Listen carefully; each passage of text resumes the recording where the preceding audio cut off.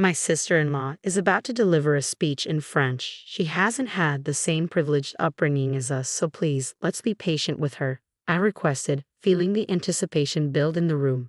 All eyes turned to the groom, who appeared visibly flustered. I switched on the mic, hoping to ease his nerves.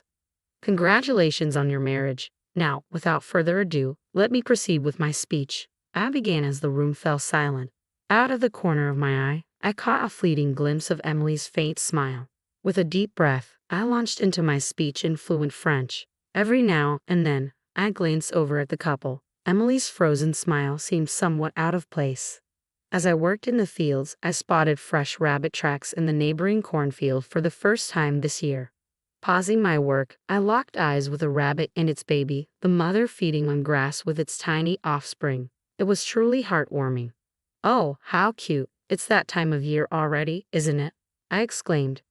I introduced myself as Sarah, currently 30 years old, planting corn in a carefully prepared field.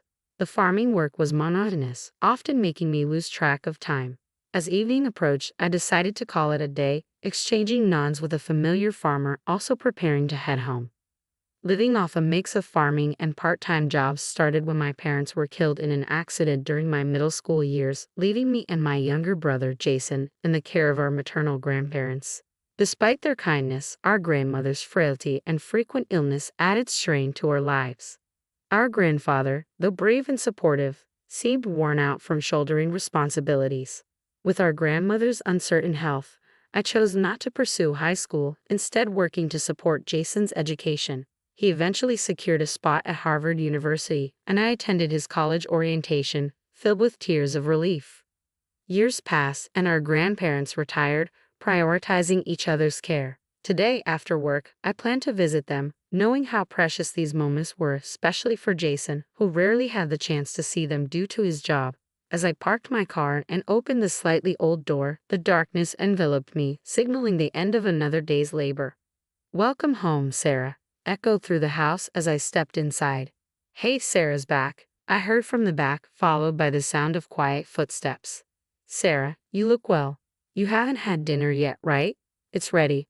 Why don't you join us?" "It's been a while," said my grandparents in unison, their warmth enveloping me. "I'm hungry," I admitted, and both of them welcomed me with smiles. Though I'd been away from this house for many years, the comfort of my childhood home was irreplaceable. As we sat down to dinner, catching up and making small talk, the phone rang. "Who could it be at this hour?" "Should I get it?" I asked. "No, it's fine, Sarah. Just sit down and eat your dinner," insisted my grandmother as she answered the phone. "How? Oh, it's been a while, hasn't it?" "I'm fine. How about you?" "Oh, really? Congratulations, that's great. But wait, let me get Grandpa on the phone." I immediately sensed it was Jason on the other end of the line. The phone was passed to my grandfather, who also seemed to enjoy the conversation. "Sarah, you should also talk to him," my grandmother urged. "It's okay. I can talk to Jason anytime," I replied, but my grandfather insisted, handing me the phone with a happy look on his face. Surprised by Jason's voice, louder and more energetic than I'd expected, I gasped a bit. "Long time no see, Jason." "I'm good. You startled me with your loud voice, but I'm glad you sound well." "Hey, what am I, chopped liver?" Jason joked. "Grandpa and Grandma just have poor hearing." I couldn't help but smile and chuckle. "That's so like you, Jason. So you occasionally call like this, huh?" "No, it's been a while since I last called. I had something to tell you," Jason explained. "Something to tell?" "Yeah, I've already told Grandpa and Grandma, but I'm headed overseas for work." "What? That's amazing. So they chose you, Jason," I exclaimed. "Well, it's not that big of a deal, but it's all thanks to you, sis." "Thank you," Jason replied gratefully. "What do you mean? It's all because you worked hard, Jason." "So, was this call to tell me you won't be able to return home for a while?" I asked. "There's one more thing, actually. I'm getting married at the same time, too," Jason revealed. "Really? Congratulations. I'm so happy for you," I exclaimed. I really wanted to introduce her to you sooner, but I've been too busy with work these past few years. That's why I had to tell you on the phone like this. "That's all right. Being busy is a good thing," I assured him. "Thanks, sis. So, my assignment is in Paris. I'll be living there for the foreseeable future. We're thinking of holding the wedding there. So, come over with Grandpa and Grandma. I'll cover the travel expenses, of course. Paris. When I glanced at my grandparents, they were beaming, perhaps thrilled for Jason. But a wave of worry washed over me. Taking the elderly couple on such a trip might be too much for them. Jason, I mean, I'd love to go, but taking these two. I trailed off, my concern evident. I know it would be bad if something happened. I wanted them there for the special moment. Oh, then I'll come over before the wedding. When's your next day off, sis? Jason inquired. I have tomorrow off, but after that, I replied. Got it. Then I'll bring her over tomorrow. Let Grandpa and Grandma know. What? Wait, that's pretty short notice, Jason noted. Wait, did you have some plans, sis? He asked. Not really, but mental preparation. You don't need that. She's a really nice girl. I'm sure you'll like her, Jason assured me hastily. Oh, I've got to get back to work. Can you tell them bye? The call ended abruptly, leaving me hanging up reluctantly. I see Jason's getting married. That's wonderful, Grandma remarked, her eyes sparkling with joy. That's right, he used to be so small. I'm so happy for him. Oh, Sarah, is the call over? What did Jason say about that? He's bringing his fiancée over tomorrow, I explained, still a bit surprised by the sudden turn of events. I see. At our age, it's hard on the heart to fly indeed. But if we can see Jason again after so long, let's make a feast tomorrow, Grandpa suggested, his tone filled with excitement. Jason has always been smart, but he's always been restless, always thinking on the run, so to speak, Grandma reminisced. Well, it's good that he's found someone who can support him. Let's celebrate tomorrow, then. I'll come over early tomorrow and help with the cooking. With that settled, I started eating the remaining dinner that had been left untouched.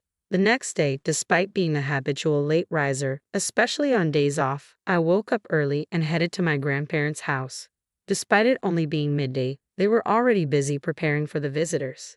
As evening arrived, the sound of the sliding door opening echoed through the house. I stepped into the house, greeted by Jason's vibrant voice, followed by a softer, reserved one. Hello there, I heard as I approached. There stood my brother, whom I hadn't seen in a while, alongside a lovely lady. Ah, sis, long time no see. Let me introduce you to the woman I'm going to marry. I'm Emily. Nice to meet you, she said with a warm smile. Oh, I'm Sarah, Jason's sister. It's so nice to meet you, Emily, I replied, extending my hand. Emily and I shook hands, welcoming the couple into the house. Emily greeted our grandparents warmly, her laughter filling the room. She was outgoing and quickly became friendly with them. As we sat around the dinner table, Emily suddenly asked me a question. So, sister-in-law, you're a fan of lemon on your shrimp, huh? Oh yes, I always have been. Really? I responded. Me too. This is the first time I've met someone else who likes it the same way. I'm so happy, Emily exclaimed. Her cheerful conversation made her easy to talk to, and we chatted and laughed together. However, I couldn't help but notice Emily's gaze on me whenever I was talking with others or had to leave my seat for the restroom. I brushed it off, thinking it was perhaps poor eyesight or just the way she looked at people. Today wasn't the day to worry about it. We were here to celebrate Jason's upcoming marriage. The conversation shifted to Jason's future Southeast assignment, and from there, I learned that Emily had lived in Paris during her junior high school years. That should make adjusting to life there and any culture shocks easier, right? I asked. Yes, indeed. The city might look a bit different now, but I think I can manage living in Paris. Plus, I'm really happy to have the wedding in my second hometown, Emily replied with a smile. All of this, including Jason's overseas assignment and meeting Emily, filled me with a sense of joy and anticipation for the future. I owe it to you, sis. It's all because you encouraged me to go to school back then. I can't thank you enough, Jason expressed gratefully, his words humbling me. But Jason kept thanking me throughout the day. Stop. Come on. Like I always tell you, it's all because you worked hard, Jason. I insisted.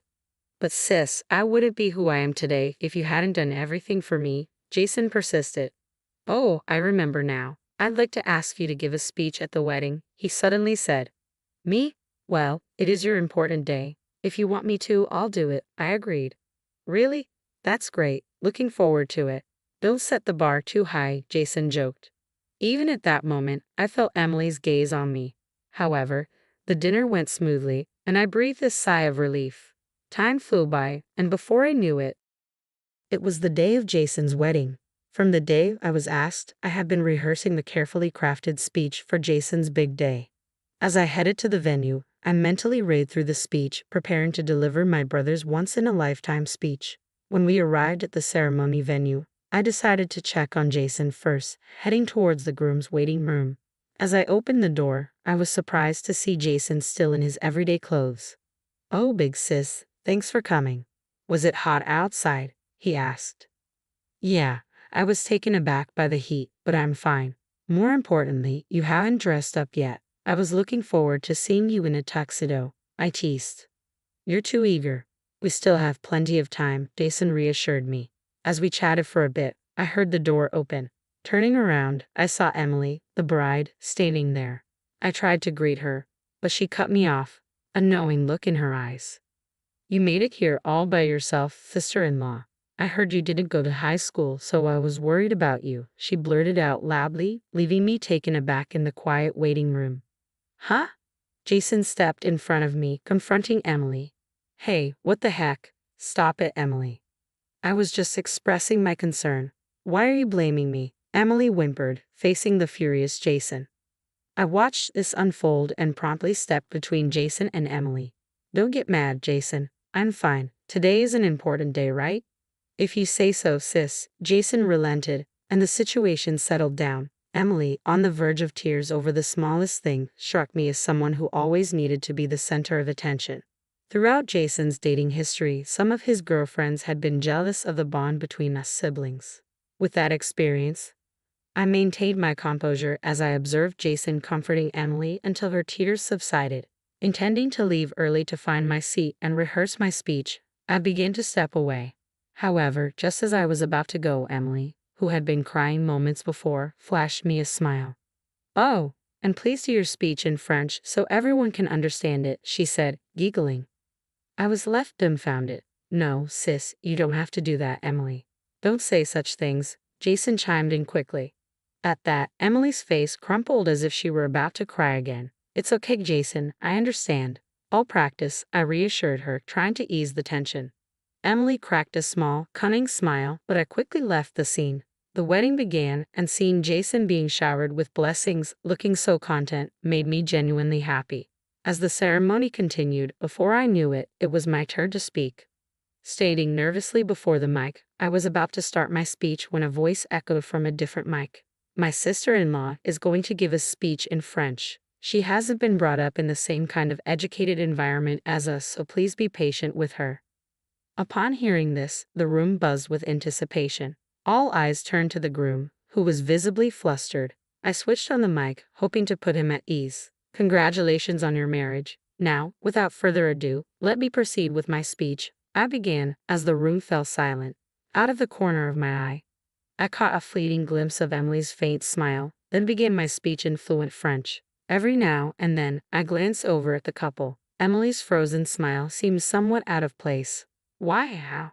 Recalling my past, I remembered a time when I once worked part-time in agriculture. We hosted a French man who was interning there, 5 years older than me. He was kind and always thoughtful, and I secretly had a crush on him. Looking back, it was my youthful days, eager to deepen my friendship with him despite the language barrier. I borrowed my friend's school French textbook and studied diligently. At first, our conversations were awkward, but eventually, I became capable of casual conversation in French. As my jokes during the speech set the room roaring with laughter, I noticed Emily seemed completely lost. I figured she'd probably forgotten her French after so long abroad. Moreover, her 3 years of middle school overseas had taught her that unless you're keen on learning, you can get by with just gestures and vibes. Just as it's hard for a child to understand what adults talk about, it seemed unlikely Emily understood everything that was happening. As my speech drew to a close, I saw Jason deeply moved, crying beside her, Emily clueless as to why he was crying. As I finished speaking, the room erupted into applause. Emily, who still had no clue what was happening, started clapping along. When I asked, "Was that okay?" in French, she fell silent, her face flushed with frustration. Seeing this, the crowd, including the guests, clapped even more. As I was returning to my seat, I heard Emily's sharp voice. "Excuse me, isn't it time for me to change into my next outfit? Why do I know the schedule better than you all? Can't you do your job? Hurry up." Perhaps she was irritated with me. Emily's tirade against the staff and her behavior towards everyone else remained terrible until the end. But somehow, the wedding concluded without a hitch. Back home in Louisiana, I showed my grandparents the wedding photos and videos, and they were thrilled.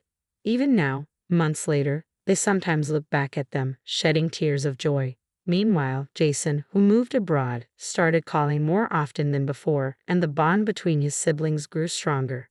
According to him, many of the guests at the wedding had seen Emily's malicious behavior and arrogant attitude towards me and had grown to despise her. Emily's reputation, built up over the years, took a nosedive, and her friends began to drift away.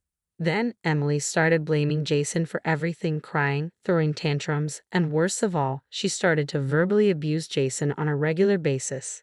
Having lost all hope for Emily, Jason was now working on a divorce. A few months later, as usual, I went to see my grandparents, had dinner with them, and the three of us were chatting about recent happenings. Suddenly, the sound of the front door opening resonated, followed by, "I'm home." I quickly ran to the door. "What? Jason, why are you not in Paris?"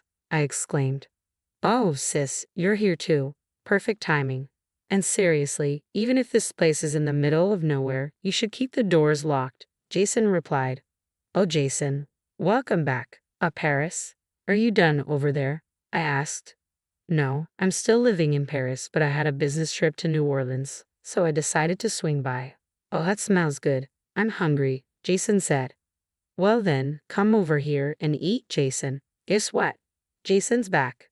Seeing Jason for the first time in a while, my grandparents were happy, their voices naturally rising, and they surrounded the hungry Jason with flying conversations. Amidst all this, I was worried about this think of the run type of Jason. "Jason, it's totally fine that you suddenly came back, but are you okay with your own family matters?" I asked, my voice somewhat loud. Startled by my voice, Jason flinched but immediately turned towards me, straightening his posture a bit. "About that, actually, the divorce has been finalized, so I wanted to tell you that in person. I'm really sorry for causing you distress.